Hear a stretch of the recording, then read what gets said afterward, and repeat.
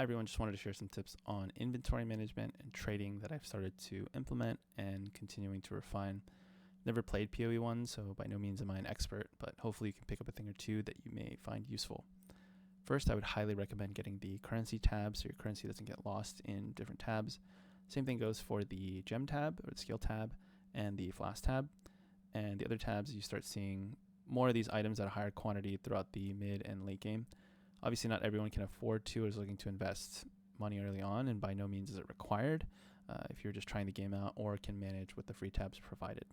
The premium quad stash tab is going to let you dump more items without having to sift through multiple tabs to organize later. And if you can't afford the premium quad stash tab, I would just start with a premium tab to allow you to trade on the market online and work your way up as you need more space for more items. So we'll talk about value determination. As a new player or even as a returning PoE1 player, it's hard to know the estimated value of every item with all the different stat combinations, especially if you're leveling one character and don't know what the other classes are looking for. But from what I've seen, generally, items with a combination of, let's say, 10 to 20% resistances, base stats with 15 to 30 strength, dexterity, intellect will sell for roughly 1 exalt or close to that. Now it starts getting pretty convoluted when you have a mix of what seem like decent prefix-suffix lines and some that don't sound very good.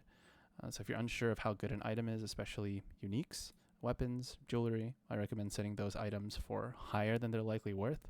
So just kind of set it and forget it and reorganize it later. Those items that you aren't completely okay with letting go of might be worth your time if someone's paying multiple exalteds for, maybe a divine. You can go back and reference and see if you're willing to sell it for them. And as I go through my tabs, you'll see that a lot of these items are way overpriced and I'll have to organize it later. But if someone is willing to pay me multiple exalts or divine for, I might be willing to go back to my hideout or town and sell it to them. So if you see here, I have a stash dedicated to rings, and I've priced at 1 exalt. Not all of these rings are going to be worth 1 exalt, or not even close to that. But this just allows me to go to a tab where I have rings, and I put some amulets in here that I'll go back and reorganize as I look through the stats when I'm in town and have downtime. Now, sometimes I'll stash something in here and get multiple messages for a ring, and then I'll go back and kind of look at it and determine, well, am I going to sell this ring for 1 exalt? Could it be worth more? But this way, it keeps all my rings in a place where I can go back and look for it in the same tab. And again, this gets easier when you have more quad stash tabs instead of the normal ones, because you will be picking up a lot of items, and as you get higher in level, you'll see more of those items in general.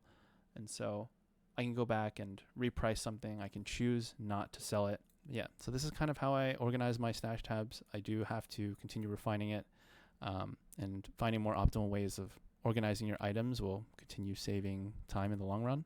So when you're fixing your build or taking a break from leveling, mapping, whatever it is, I would create a system that works best for you. I've been enjoying PoE2 a lot and excited to keep learning new things.